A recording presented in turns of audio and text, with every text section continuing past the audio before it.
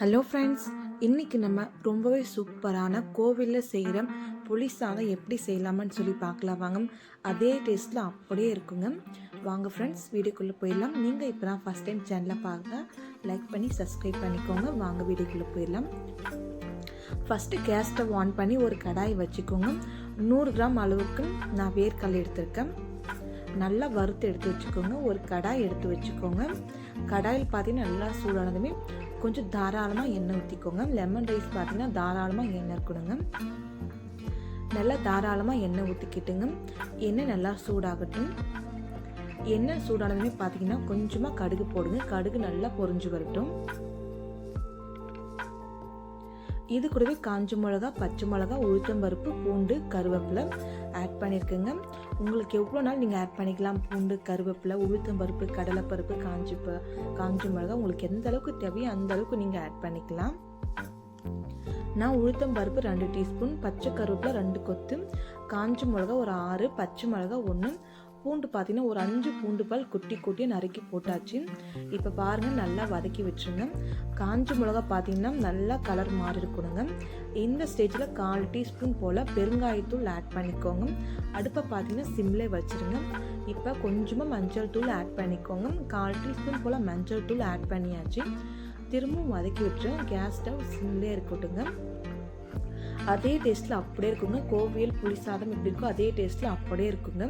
எந்த வித டேஸ்ட்டும் இல்லாமல் அதே மாதிரி இருக்குங்க டேஸ்ட்டு.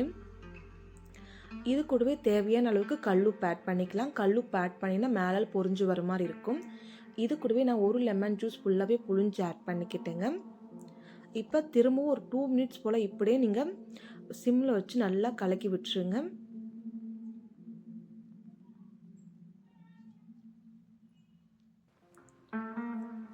இப்போ நம்ம வறுத்து வச்ச வேர்க்கடலையும் ஆட் பண்ணிக்கலாங்க. திரும்பவும் வதக்கி விட்டுருங்க.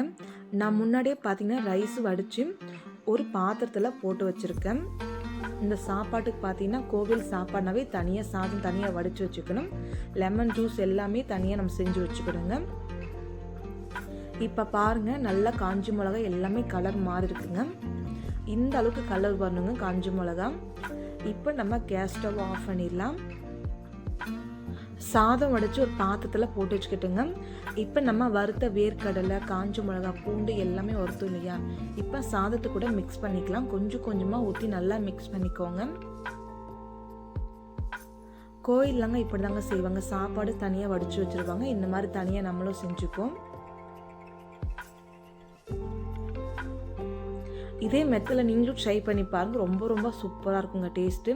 நம்ம நார்மலாக லெமன் ரைஸ் செஞ்சு கடாயிலே வச்சு சூடோடு வதக்கிறத விட இந்த மாதிரி சாதம் முன்னாடியே வடித்து வச்சு அதுக்கப்புறம் நம்ம இதுக்கு தேவையான அளவுக்கு நம்ம லெமனு, வேர்க்கடலை இதெல்லாம் வறுத்து எடுத்து தனியாக நீங்கள் சேர்த்து நல்லா மிக்ஸ் பண்ணி பாருங்கள். ரொம்ப சூப்பராக இருக்கும். இது கூடவே நீங்கள் கலக்கும் போது உப்பு கொஞ்சம் கம்மியாக இருக்கும். வேணும்னா சால்ட் ஆட் பண்ணிக்கோங்க. இப்போ பேலன்ஸ் இருக்கிறத வேர்க்கடலை, லெமன் ஜூஸ் எல்லாமே ஊற்றியாச்சுங்க.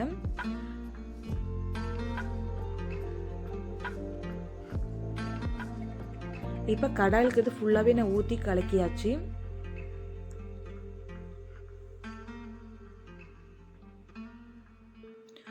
ரொம்ப சிம்பிளான சாப்பாடுங்க. ஆனால் டேஸ்ட்டு பார்த்தீங்கன்னா கோவிலில் எப்படி தராங்களோ அதே டேஸ்ட்டில் இருக்குங்க. ரொம்ப டேஸ்ட்டாக இருக்குங்க.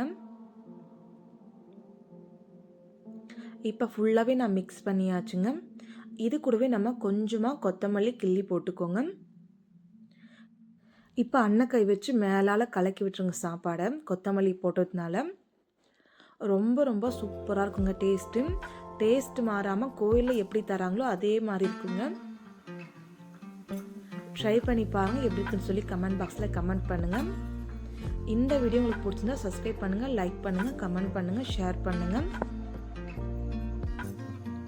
Thank you friends. ரொம்பவே சிம்பிளான சாப்பாடு தாங்க. ஆனால் செய்கிற விதத்தில் தாங்க டேஸ்ட்டே இருக்கிறது. நல்லா காஞ்ச மிளகா கலர் மாறணும். கொஞ்சமாக பெருங்காயத்தூள் சேர்த்துக்கோங்க. நல்லா வறுத்துட்டு சாதம் முன்னாடியே வடித்து வச்சுருக்கணும். அதுக்கப்புறம் நீங்கள் மிக்ஸ் பண்ணி வச்சுருக்க வேர்க்கடலை எல்லாமே அதுக்கப்புறம் எடுத்து நம்ம மிக்ஸ் பண்ணிக்கலாங்க. ரொம்ப சூப்பராக இருக்குங்க. மறக்காமல் ட்ரை பண்ணி பாருங்கள். எப்படி இருக்குன்னு சொல்லி கமெண்ட் பண்ணுங்கள். Thank you friends. எல்லாருமே வாங்க சாப்பிட்லாம். நாளைக்கு பார்க்கலாம் வேற ஒரு வீடியோவில். Bye friends.